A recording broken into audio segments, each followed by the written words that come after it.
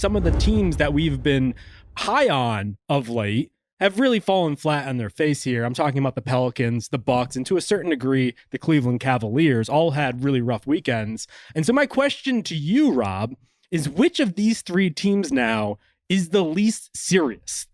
This is some tough competition, Justin. A lot of unserious basketball being played at this juncture in the season. It's very hard to pick against the Bucks, losers of 5 of their last 6, including 3 straight to the Wizards, Raptors, and the Pistons in there too, right? Like that's grounds for relegation. Sorry, the Grizzlies. That's grounds for relegation, I would say, in most NBA seasons. But right now, I still feel like the Bucks are better positioned for playoff basketball than, for example, the Cleveland Cavaliers, who have not played well in a while. Donovan Mitchell has not looked the same since coming back from that knee injury.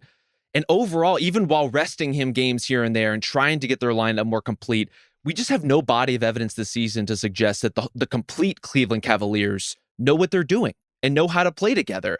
And they are out of time. So in terms of looking at the Cavs and saying that's a team that can advance or advance through multiple rounds, I just don't see the argument for it at this stage. I think it has to be the Pelicans. One, because going into, I think it was Friday night's game against the Spurs, if you listen to the local broadcast in New Orleans, Joel Myers was very explicit that this is the exact type of game that they cannot lose. They have to show up for this type of game because this is the program who would typically lose this game.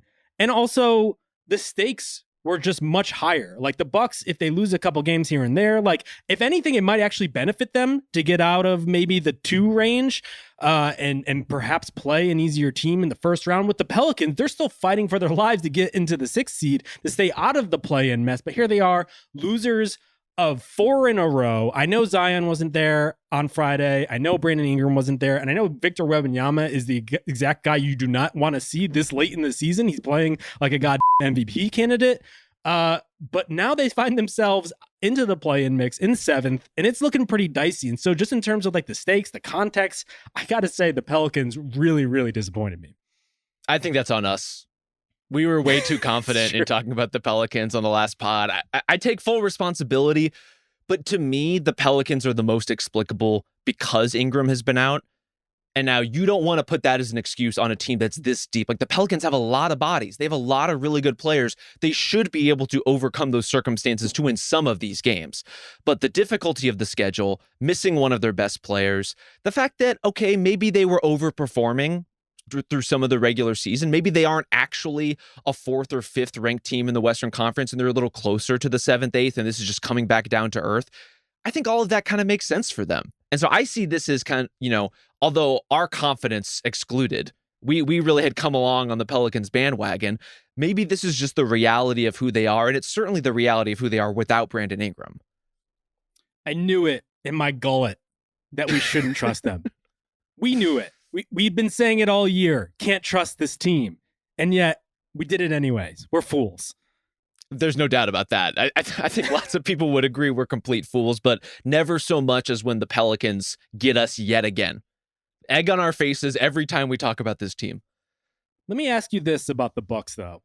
If Doc Rivers just went on a media blackout, which I believe we suggested for him to do weeks ago around the trade deadline, but yet he soldiered on here. If he just stopped saying things publicly, do you think that this would be a better situation? Because at least optically, we wouldn't have him calling out the trainers and everybody else and like kind of trying to paper over the mess that they've created there in Milwaukee.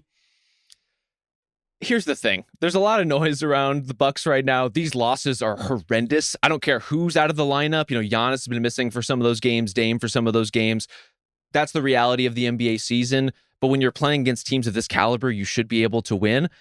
And yet, who else are you taking in the East to make it to the conference finals? It's looking more and more as we look at both conferences. There's a lot of reason to have confidence in the Celtics. There's a lot of reason to have confidence in the Nuggets.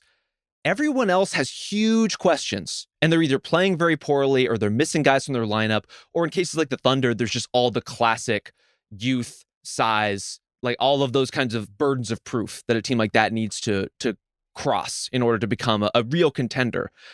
And so we're at that stage where nobody has really grabbed this thing. There are no like incumbents to bank on other than the Celtics and the Nuggets to at least get to the conference finals. And so the Bucks find themselves in a position where they are disappointing. They give Doc Rivers reason to vent in post-game sessions all the time. They're losing in ways that are genuinely inexplicable. And yet they're probably still going to make the conference finals. So who really cares what Doc's media strategy is at this point? Can I give you the last beacon of hope in the Eastern Conference that could potentially challenge the Boston Celtics? Who are you envisioning?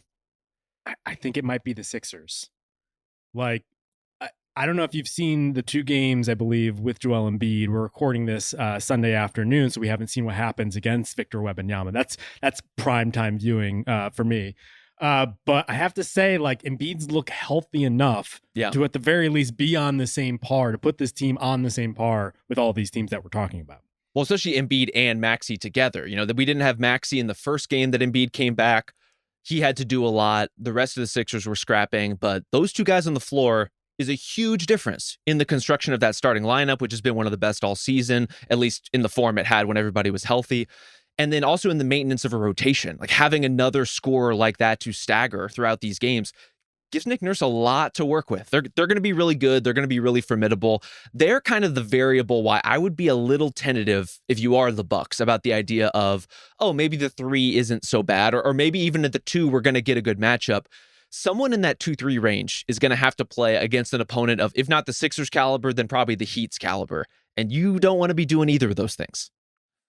I know, too, they don't have DeAnthony Melton healthy at this point, but Kyle Lowry is that guy who is just going to screw up at least 1 or 2 playoff games. Like, he's going to stick his prodigious caboose in the lane and get like 4 charges when you least expect it, and all of a sudden the game is tighter than it should be. And then Joel Embiid, who now basically plays like a jump shooting guard, is just drilling off the dribble jumpers to win a game 5. And so I could see it. I could also see anyone saying, well, we don't know if Embiid is healthy, and even when healthy, we couldn't rely on him in the playoffs. We couldn't rely on him to be healthy in the playoffs. So they all have to deal with that whole thing in addition to the new issues with Joel. But I got to say, if we're just talking about confidence in some of these teams, they're one that's like, it's got to be up there. Well, it's easy to be confident in the Sixers in a way that you aren't in the Cavs, that you aren't even in the current state of the Knicks, given the injuries that they have. They're getting OG Anunoby back, but no Randall is still a huge deal for them. They need someone who can absorb offense and shots and creation the way he that can take so much off of Jalen Brunson's plate. It's going to be a lot for Brunson to get that team through a playoff series, even in a 4-5. And again, as you look down the Eastern Conference standings, it's a lot of teams that are very young, who are very dinged up, who have a lot to prove in one way or another. And Joel Embiid does too, and the Sixers do too, but they have a guy who probably would have been the MVP if not for the way his season took a turn. 14 games between the Celtics and Bucks, 1 and 2. Absurd. Jesus Christ.